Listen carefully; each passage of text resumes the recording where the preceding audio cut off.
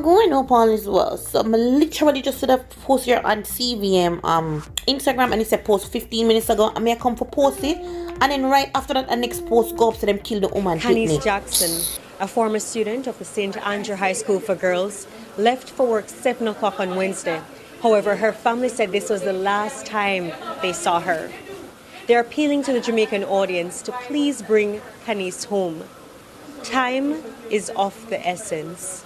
20-year-old Khanice Jackson of Manchester Avenue, Independence City, Portmore, left for work at 7 Wednesday morning. Her mother, Eunice Chambers, did not know that was the last time that she would hear from her only child. She went to the bus stop to get our bus to work, and I didn't hear anything else until our workplace called and said she haven't come to work. This is the first time, and that's why I know something is wrong. This never happened before. Somebody have her out there. Somebody have her. I just want her home. Begging whoever to let her go, let she come home. The family tearfully recalls the last moments of Khanice. Her boyfriend says when he called her phone, it was answered. Someone answered, but I didn't want to spook the person, so I didn't say anything. So I listened very keenly.